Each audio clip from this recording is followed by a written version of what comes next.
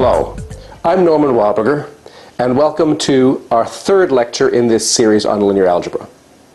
Today we're going to talk about applications of vectors to various physical quantities, such as force, velocity, acceleration, and we're going to end up discussing center of mass and barycentric coordinates. Along the way we'll have a chance to play also some interesting games. So let's start off with discussion of force, which is naturally a vector quantity. Here's an example of a man who's pushing a spherical rock up a hill. And if we look at this rock, that rock is subjected to a certain number of forces. First of all, there's the force of the man pushing, which we represent by a vector in the direction of the pushing, and whose length is proportional to the amount of pushing. So if the man were to push twice as hard, we would represent that vector by something twice as long. This ball also feels the force of gravity, which is straight down. Also a vector quantity. The heavier the ball is, the larger that vector is. There's a third force, the force of friction, which is the result of the hill essentially pushing back or resisting the force of gravity and the force of the man. So that's a force in that direction there. And a natural question in this kind of context is, what is the total force felt by this spherical rock? Well, that's exactly a situation where the kind of addition of vectors that we've been talking about applies. To calculate the total force, let's call it f sub t, we add these three vectors. So we add this vector, and this vector, and we can do it in any order. The result is the same. So here I've shown you how to add by first taking the vector f of gravity, or f of g, and translating it down there. It's still the same vector. Now to add to that fm, we start fm where fg stopped. There's fm. So far we've got f of g, and now we've added fm, the force of the man. And finally, now we add the force of the friction, emanating from where fm stopped, going up there. And the total force is the total vector that starts there and ends there. So f of t in this case is this little red vector there. That means that that spherical ball is feeling a force just as if you removed all these other three forces and just applied the single force in that direction. Now another application of these vector ideas to this situation is in terms of components of vectors. So the hill at this stage here where the ball is maybe has a slope something like that, and if we move that down there, then over here in the red is that force that we've just calculated, the total force. And it's often convenient to break that force into components. A force component in the direction of the hill and a force component perpendicular to the hill. Now these two vectors here, this one and this one, have the property that they add up to the red force. So this force plus this force is equal to the red force. But the physical significance is that in terms of the actual motion of the ball, it's only the force in the direction of the hill that contributes to the motion. So this other force perpendicular to the hill, it's like me pushing into the wall, that doesn't affect the motion at all. And we'll see later that the motion of the ball is determined by its acceleration, which is proportional to that force. Here's another kind of example where we have a balloon floating in space. So there's some houses, the little balloon's just been let go, and it's floating in the air. That balloon is also subject to a certain number of forces. First of all, there's the force of gravity, because it does weigh something, but it's a pretty light object, so there's a small force of gravity pointing down. The helium inside it wants to lift the balloon up, so there's a buoyancy force, and that's represented by that bigger vector going straight up. So if left to themselves, the helium would dominate the gravity and the balloon would go up. But we may also imagine that there's some wind around, so there's a wind vector or force in that direction. So what's the total force subjected to this balloon? It's the sum of these three forces. And again we calculate f of t equals f of h plus f of w plus f of g for helium, wind, and gravity. And we calculate that geometrically by combining the vectors one after the other. So it doesn't matter which order we do it. Let's say there's FH first. That was that one there. And then followed by FW. That's that one there. Followed by FG. That's that one there. And the total result is this vector that starts here and ends there. So that's going to be the sum, the total force felt by the balloon. Now in practice, if this balloon starts speeding up, which it would, then there's going to be a frictional force too that enters into the equation, so there'll be yet another force. So I'm assuming there's no friction in this situation. So we see that force in physics is naturally a vector quantity. It obeys the same algebraic laws as vector addition does. That's one reason why vectors are important mathematical objects. Another important physical quantity that obeys vector laws is velocity. Velocity is speed together with direction. And to illustrate it, let's have an example of a man floating in the middle of the Pacific Ocean on a raft. And that man might be subject to a number of different velocities. So let's suppose that there's a current with speed or velocity in this direction. There is some wind blowing him in this direction. This is all in a plane. And he's actually paddling in this direction. So again, the lengths of the arrows signify the actual speed or quantity of motion, and the direction is the direction of those velocities. How would we work out the total velocity or the combined velocity? We would use, again, vector addition. The total velocity is the sum of the three velocities. And here's a geometrical computation of that. There's v sub w, velocity of the wind. There's v sub m, the velocity of the man. And the velocity of the current is there. So we've got one followed by the other. And the final result, starting here, ending there, that's the total velocity. So the man might not be well aware of this because he's usually perhaps unaware of the current that he might be in. He could see which way the wind is blowing because of the waves on the water. But he himself probably would not be able to detect that his velocity in total is in this direction here. And now we come to two very important laws discovered by Isaac Newton. The first is that in the absence of forces, velocity remains constant. So if you have a particle which is not subject to any forces, just moving like this, it will continue moving exactly in the same speed and same direction. That's a little bit unintuitive because usually we have to keep on pushing something to maintain its speed. But that's because in our world there are frictional forces. So if there's no frictional forces, then velocity is maintained.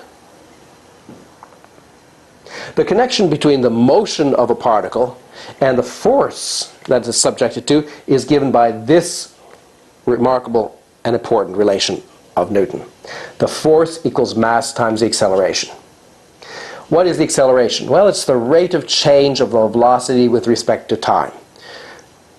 The velocity is a vector, and so this rate of change of velocity is also a vector. And this law is telling us that the force that you apply to something results in a certain acceleration, which is exactly in the same direction as the force, but whose size is determined by the mass.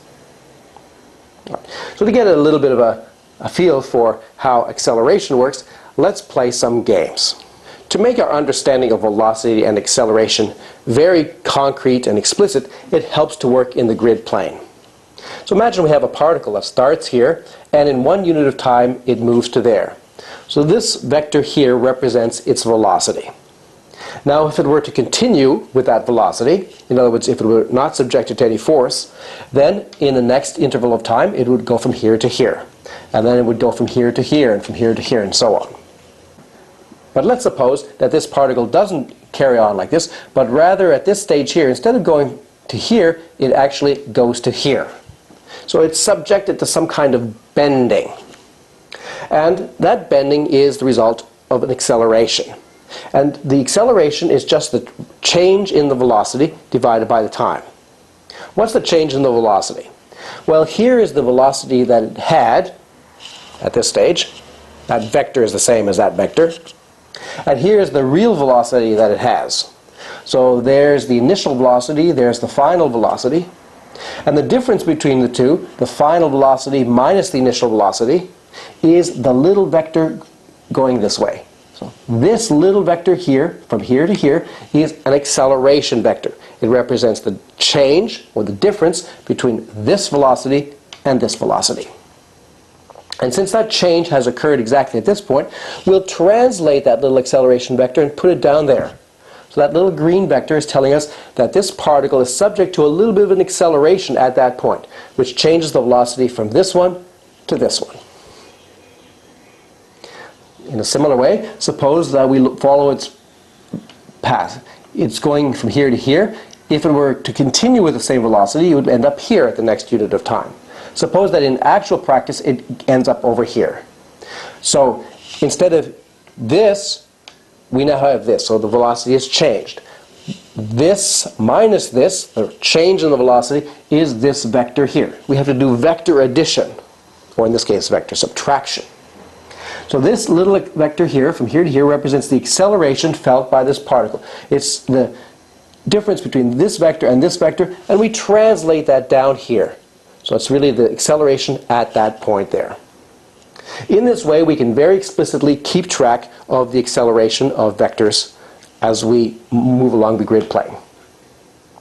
Alright, so here's a little game that my friends and I used to play when we were kids. It's called a Racetrack Game. It's a very simple game. All you need is a piece of graph paper, and you lay out something of a track. Let's make a relatively simple track. A little later on you can make more sophisticated things. So there's the track in green. There's an island. You've got to stay inside the track. And let's say there's the initial and the final points there. So you start your race car there, and you start by moving 1 in any unit, in any direction. So our red car goes from here to here, say in the first interval. And then at the next stage, the rule is that you've got to more or less continue the path that you're on, but you're allowed to change the acceleration by a small amount. So the velocity is from here to here, so his next projected velocity would be from here to here. So he could either go to there, but he is also allowed, according to the rules, to change his velocity by changing the point to any one of the 8 neighboring points. So this, or this. Okay. And since he wants to go in this direction as fast as possible, he wants to go around here, he decides to choose this one here. Okay. So he's changed his velocity from here to here. He's essentially given himself an acceleration of a unit in that direction. And that's the rule. You basically carry on. You're not allowed to go outside the racetrack. If you do, you crash. And you're not allowed to land on the other person's car. So our red fellow goes from here to here, then he accelerates a little bit more, and then he changes direction a little bit, and then he realizes he better slow down, otherwise he's not going to make it around, and he doesn't manage to make it around, and eventually comes out, and he eventually goes through the final gate.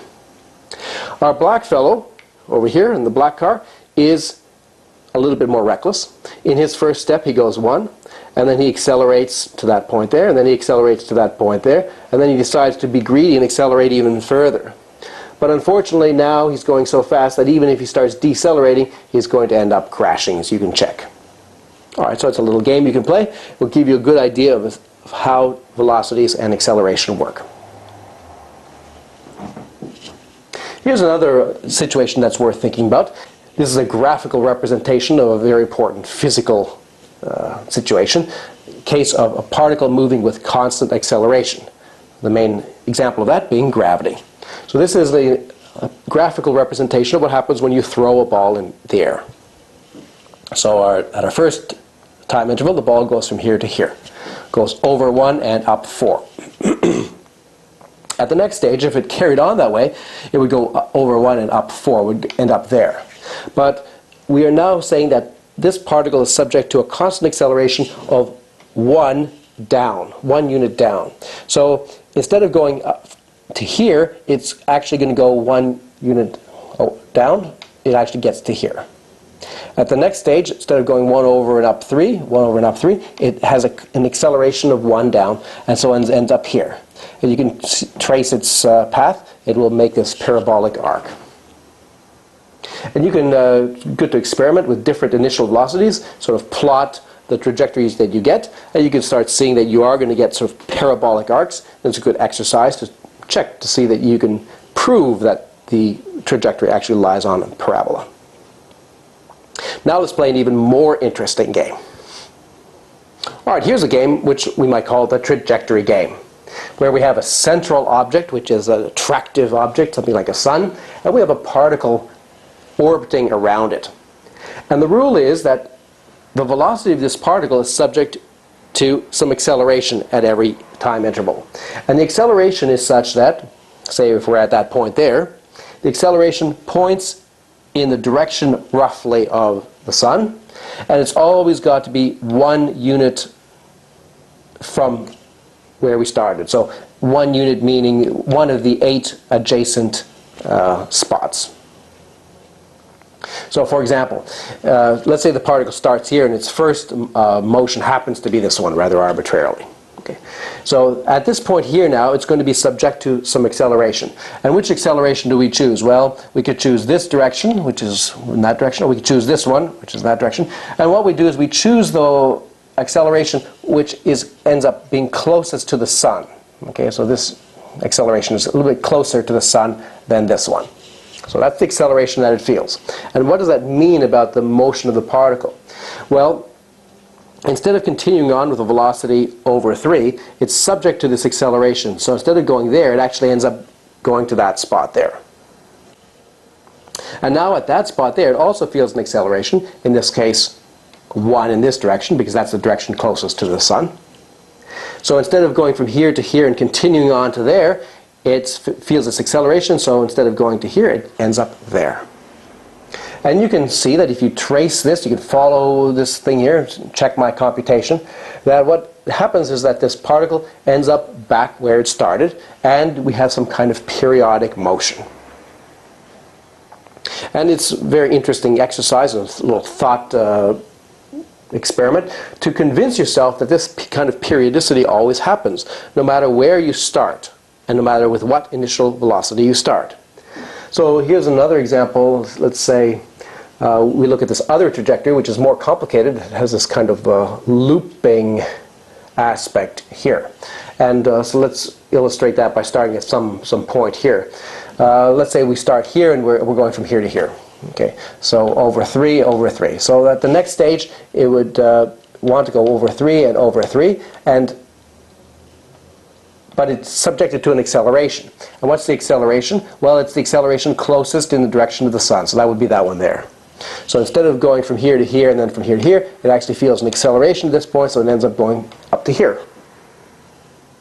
Now what's the acceleration vector at this point? I haven't drawn it, but the acceleration would be this one going down here. So instead of going from here to here, up to there, it actually ends up going down 1 and to there.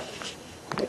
So you can check that what happens in this case is that it makes this looping thing around, and when it gets to the end, it actually reverses and comes back again. Okay. So you get this periodic thing where it goes back and forth.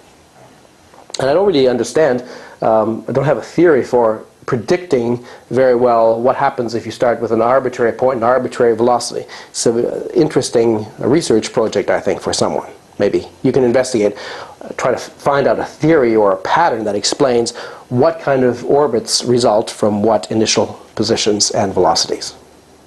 Our next topic is center of mass, which is an idea that goes back to Archimedes, the greatest mathematician of antiquity, and in my opinion, the greatest mathematician of all time. Archimedes realized that the balancing of two weights on a lever or fulcrum was determined by a certain relation between the masses or the weights and the distances to the fulcrum.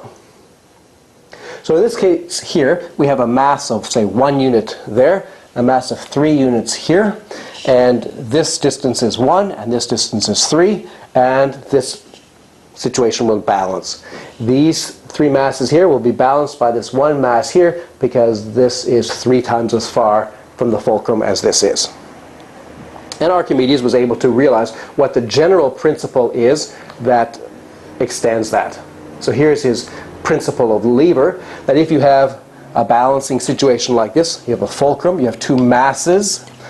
The mass 1 is at a distance d1 from the fulcrum, mass 2 is at a distance d2 from the fulcrum, then this lever will balance precisely when m1 times d1 equals m2 times d2. The product of this mass times this distance equals the product of this mass times this distance. Now that's a very nice law, but it turns out to have a wonderful generalization, which naturally uses our vector ideas. So here's the vector reformulation of this law. We want to replace these distances with something more intrinsic. And the idea is to think rather in terms of the vectors emanating from the fulcrum. So we have a mass m1 at a vector v1 from the fulcrum, and over here is a vector v2, and there's a mass m2 there. And another way of stating this is that there will be balance precisely when m1 v1 plus m2 v2 equals 0. Now this has a slightly different form from this. Here there's two things on different sides of the equation. Here everything's on one side of the equation. What would happen to the minus sign, which you might imagine you'd get if you move that over? Well, that's taken into consideration by the fact that v1 and v2 are in different directions. So this is a vector in this direction, this is a vector in this direction. So if we multiply this vector v1 by m1, that's a multiple, and this vector v2 by a multiple, then those two new vectors that we get exactly cancel themselves out when you add them. The advantage of this vector reformulation is that it works for negative masses. I'll explain what that means in a second. And it works for more than two masses. And it allows us to generalize to obtain the center of mass. So let's have a look at some examples of this more general formulation of Archimedes' principle. Here's an example where we have a fulcrum at one end of a lever, and we have a mass at this end, and halfway we have some balloons which are pulling up. Well, suppose that the force up for one balloon equals the weight of that mass. So we can consider this to be a mass of minus 2, since we have two of these balloons here. This vector v1, this vector v2 are in the ratio of 2 to 1, and so minus 2 times v1 plus 1 times v2 will be 0 vector. That's Archimedes' principle telling us that we have a balanced system. Here's another example where we have three masses instead of two. There's the fulcrum right there. We have v2, v3, and v1 twice as long in this direction. A mass of 1 here, mass of 2 here, mass of 4 here. In this case, v1 times 1 and 2 times v2 plus 4 times v3 will equal 0. So again we have a balanced situation and the lever balances. Another important way that this extends the previous idea is that we can go from points balancing on a line to points balancing in a plane. So now I want to consider a horizontal plane that has 3 points or masses on it, all pressing down on the plane, but otherwise the plane is weightless. So here's sort of a top-down view. There's a mass here, here, and here. And let's suppose that these masses are 1, 2, and 3. Then the center of mass for this configuration will be a point, something like that, that has the property that if we take this vector, call it v1, this vector v2, and this vector v3, then the combination 1 times v1, so this mass times this vector, plus 2 times v2, plus 3 times v3 should equal 0. And you can see that, you can try to check with this example that I've given here, that this actually is pretty close to a point that has that property. So if you actually made a triangle out of plastic, very weightless plastic, and then put 3 masses there, and then you put your finger under there, then the thing would balance if these 3 vectors had this balancing property. So this vector formulation allows us to extend Archimedes' idea of balancing not just to points on a line, but to points on a plane, or in fact later to points in space. And gives us the important notion of a center of mass. So the center of mass is the place where the fulcrum can rest, so that the entire configuration balances at that point.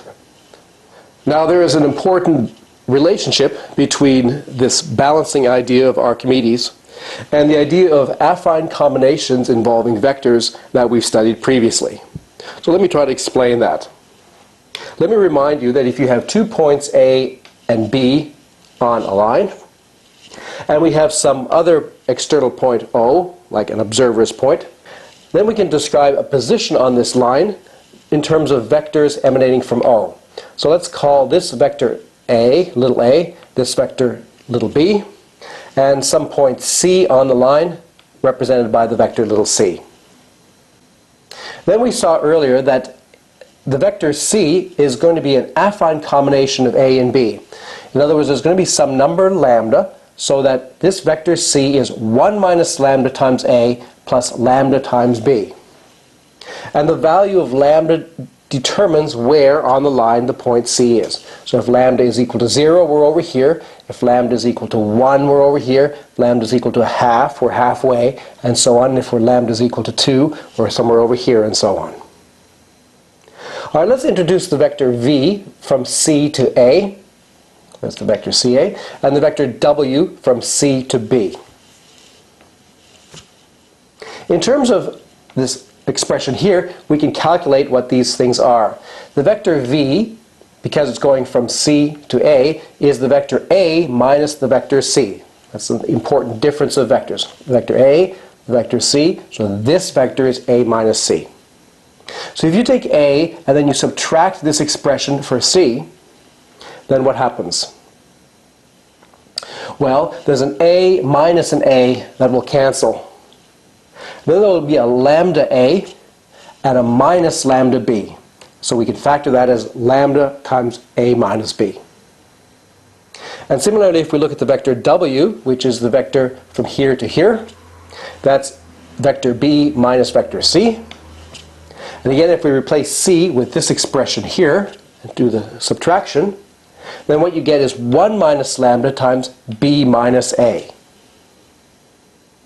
So it's very closely related to the vector V. And now we make the observation that if you take 1 minus lambda this vector plus lambda times this vector, you get 0. Because the 1 minus lambda times lambda and the lambda times 1 minus lambda are common, and this is the negative of this, so when we add them all up, we get 0. And this is exactly the equation of balance from Archimedes' point of view in the vector notation. It's telling us that this point C is the point of balance with respect to weights 1 minus lambda at A and lambda at B. Right? So this equation, this Archimedes balance equation, is essentially equivalent to this affine combination, the expression of C as an affine combination of A and B. So we can go back and forth from an affine combination to a weighted average in the Archimedes sense, or in the lever kind of sense. Now there's a common notation that's used in this situation, which I'll introduce somewhat reluctantly because it is a little bit different from what we've been doing. But it's very common, so I need to explain to you what it is. When we have a relation like this between the points C, A, and B, we can also write directly that C equals 1 minus lambda times A plus lambda times B. All right? So this expression right here is an alternative sort of point notation to represent this vector equation. So this only involves points. It involves the point A, the point B, and here's an affine combination of the points A and B, giving us the point C. While this formulation involves vectors with respect to some external point A. But the actual location of the external point is irrelevant. So in fact, it does make some sense just to talk about it or reduce it to an expression involving the 3 points A, B, and C. So here's an explicit example of how we manipulate with this notation. Here's a lever between the points A1 and A2 with masses M1 and M2. The point B right there is 1, 2, 3, 4 units from that point A1, and 1, 2, 3, 4, 5, 6, 7 units from A2. That means that it's going to be expressed as the combination 7 over 11 times A1 plus 4 over 11 times A2. In other words, B is the point of balance precisely when the ratio between these two masses, M1 and M2, is in the ratio 7 to 4. So suppose we were given weights M1 and M2 at A1, A2, then we note that the ratio between M1 and M2 is the same as the ratio between M1 divided by M1 plus M2 to M2 divided by M1 plus M2. And these two numbers have the property that they sum to 1. So they represent an affine combination. Just like these numbers here, we divide by the total mass to make the total sum equal to 1. And so the point of balance, this point B here, can be expressed as an affine combination of these 2 points as M1 divided by M1 plus M2 times A1 plus M2 divided by M1 plus M2 times A2. So this gives us a way of going from two masses, M1, M2, to a corresponding affine combination like this, involving the endpoints and the intermediate point B. So this is a very useful formula that is called the barycentric coordinates of B with respect to A1 and A2. Now let's have a look at how to generalize that to 3 points in the plane. So let's look at an example of 3 points in the plane, a horizontal plane, with 3 masses on them. So at A1 we have a mass of 2, at A2 a mass of 5, and at A3 a mass of 3. And what we're going to try to do is to find the center of mass, the place where these 3 masses balance. And intuitively the idea is pretty simple. What we can think about is trying to find points of balance, first of all, on the sides. So we'll find the point of balance B3 on this side. Then we'll find the point of balance of these 2 points on this side. And that will mean that this is a line of balance of the triangle. And this is also a line of balance of the triangle. And so the intersection is going to be the center of mass of the entire triangle. So how do we represent, say, this point of balance B2 between A1 and A3? Well, there's a mass of 2 here, a mass of 3 here. So the total mass on this side is 5. And so we take 3/5 of A3 plus 2/5 of A1. That's the point B2 in the notation of the previous slide. Similarly, B3, this point, is the combination 2/7 of A1 plus 5/7 of A2, because the total mass of this side is 7. The total mass of this side is 8, so B1 will be 5/8 of A2 plus 3/8 of A3. And the total mass, M, is 2 plus 5 plus 3, that's 10. And so here's how we juggle these or put these things together. This is the crucial center of mass formula right here. We take the 3 masses, 2, 5, and 3, and we divide each of them by 10. So we look at 2/10 of A1 plus 5/10 of A2 plus 3/10 of A3. And now let's manipulate this expression a little bit. Let's write it as 2/10 of A1 plus, we'll take an 8/10 factor out here so that these two numbers add up to 1. That leaves us with 5/8 of A2 and 3/8 of A3. That's telling us that we're getting an affine combination between A1 and this point. This point we recognize is B1. So we're getting 2/10 of A1 plus 8/10 of B1. And that's telling us that this point C that we've just been looking at is actually a combination of A1 and B1. So in other words, it lies on this line. It really lies on this line of balance of the triangle. In an exactly similar way, you can rewrite this expression as 5/10 of A2 plus 5/10 of B2. So it lies on this line. And you can also rewrite it as 3/10 of A3 plus 7/10 of B3. Now this kind of manipulation provides all kinds of additional information. For example, it tells us, if we look just at this last part here, that if we just restrict our attention to this line through A3 and B3, that this is in the ratio, there's 3/10 and 7/10, so this is in the ratio of 3 to 7. This to this is in the ratio of 3 to 7. Similarly, this thing here tells us that this to this is the ratio of 5 to 5 or 1 to 1. And here, this is the ratio 4 to 1, the ratio between here and here. Now, if we want to, we can always convert an argument like this from expressions involving points to expressions involving vectors. Let's have a look at how the same kind of situation looks like when we look at it from a vector point of view. Now let's look at that same situation with a vector point of view. So here are our 3 points A, B, and C. And this time we'll assume that we have arbitrary masses m sub A, m sub B, and m sub C at these 3 points. We're imagining these 3 points to be on a horizontal plane. So there's 3 masses sitting in the plane. We're going to define 3 quantities, lambda A, lambda B, and lambda C, by taking these 3 masses and dividing them each by the sum of all 3 masses. Call it capital M. Then I observe that the sum of these 3 lambdas is equal to 1. All right, now here's the main claim. This is the claim that establishes where the center of mass is in such a situation. We're talking about the point O as a reference point. We're thinking of this as vector A, that vector B, that vector C.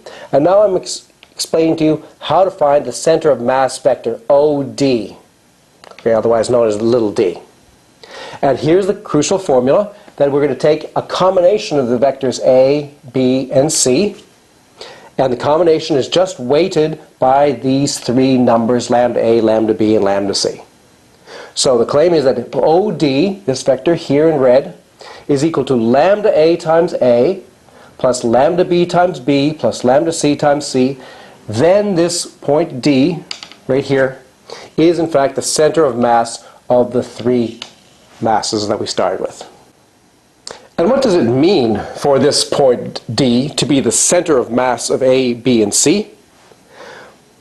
Well, by Archimedes' law, it means that if we look at these 3 vectors from the center of mass to our 3 points and take the weighted sum, this vector times this mass plus this vector times this mass plus this vector times this mass, that should be the 0 vector.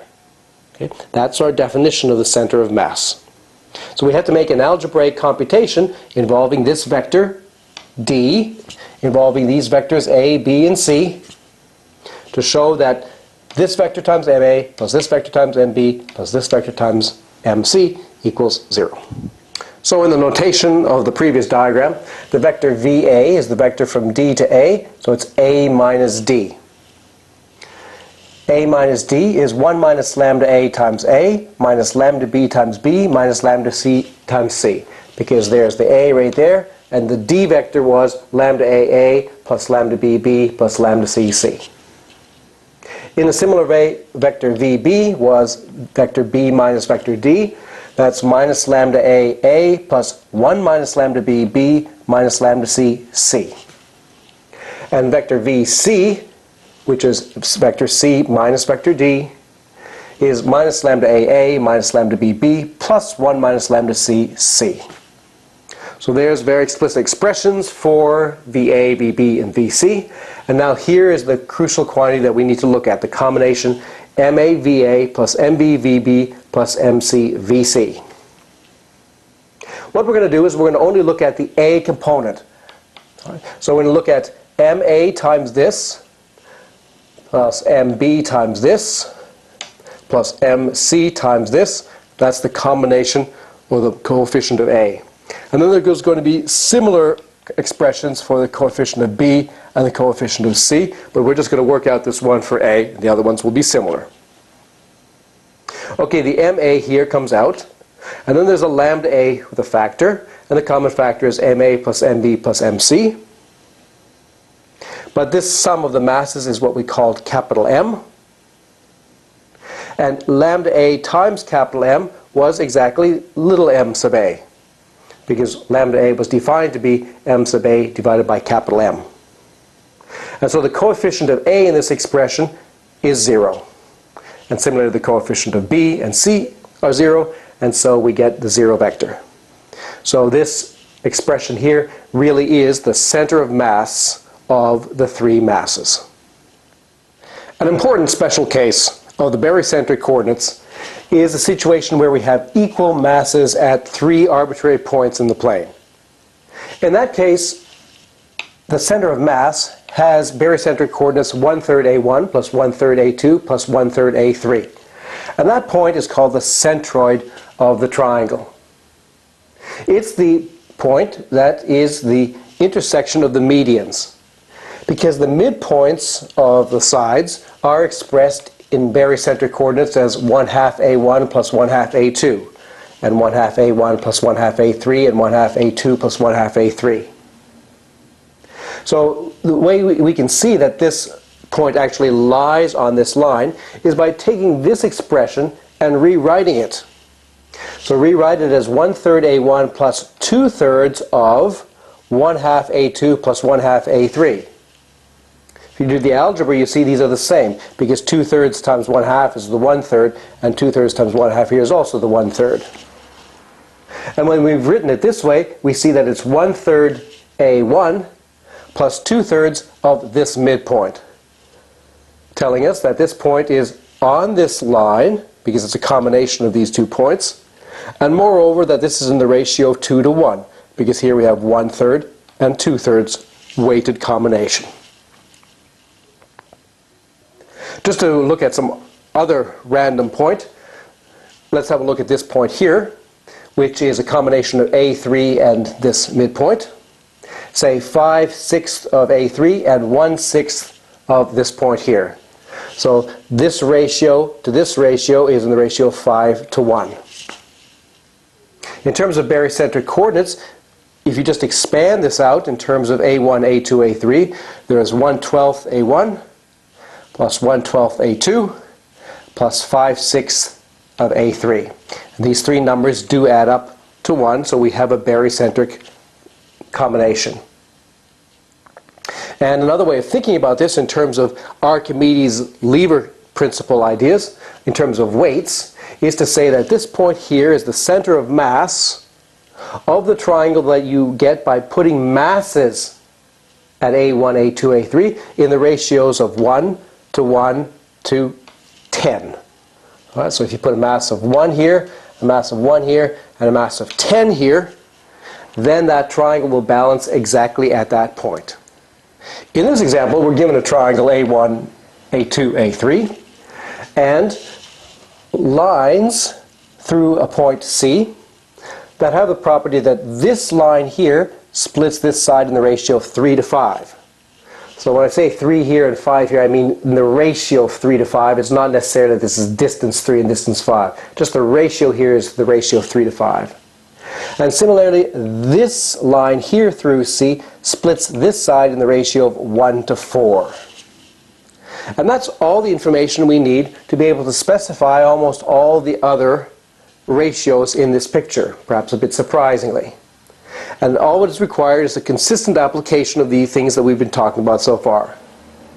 The idea is we're going to put masses at these 3 points so that this particular point is the center of mass.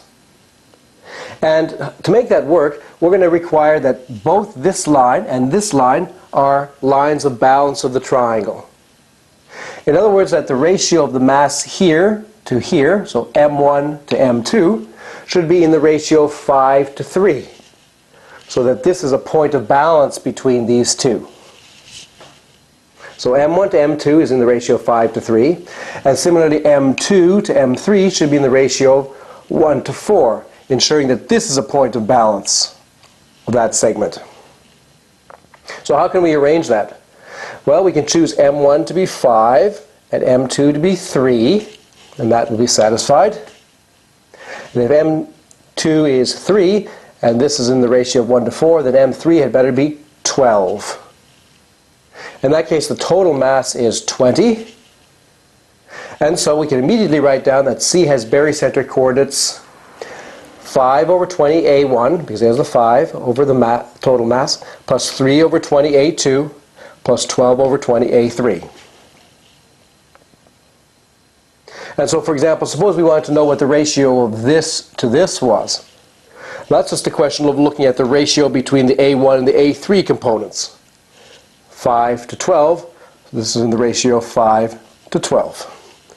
So the barycentric coordinates are telling us a lot about the various ratios that occur in such a situation. So that's an introduction to a rather large number of ideas: centers of mass, barycentric coordinates, plus the basic connections with force, velocity, and acceleration. Let's have now a look at a few exercises that you can go away and think about to strengthen your understanding of some of these issues. So our first exercise, exercise 3.1, we'll have a triangle A1, A2, A3 in the plane, and we suppose we have Savian lines. That simply means lines through a common point, so that this is in the ratio 2 to 5, and this is in the ratio of 1 to 4. So these ratios are given to us, and now what I ask you is to find various other ratios. For example, the ratio of A1B3 to B3A2, or the ratio of this to this, or the ratio of this to this, or the ratio of this to this. So as a hint, it all amounts to finding barycentric coordinates for C in terms of A1, A2, A3. Exercise 3.2 is a little bit in the same direction. Now we have the information given to us in a slightly different way. Again, we have some arbitrary triangle A1, A2, A3 in the plane, some Savian lines through some point C, which have the property that this is in the ratio of 1 to 2, and this to this is in the ratio of 3 to 4. And now again, I want you to find all the other ratios, such as, for example, x to y. All right, our next exercise is just a restatement of something that we've already done, but just to let you write it down for yourself in your own language. Suppose that C is an arbitrary affine combination, lambda 1a1 plus lambda 2a2 plus lambda 3a3, where these three numbers sum to 1. Then show that lambda 1 times ca1 plus lambda 2 times ca2 plus lambda 3 times ca3 is in fact 0, so that this really is the center of mass of the masses lambda 1, lambda 2, and lambda 3 at these 3 points. So just write that out again. Exercise 3.4, have a look at a quadrilateral A1, A2, A3, A4, and give a geometric interpretation of the center of mass G, which we can write as 1/4 A1 plus 1/4 A2 plus 1/4 A3 plus 1/4 A4. In other words, the center of mass of 4 equal masses at these 4 points. In the next lecture in this series, we're going to look at area and volume, two very important concepts for linear algebra. I hope you'll join me for that. I'm Norman Wahlberger, and thanks for listening.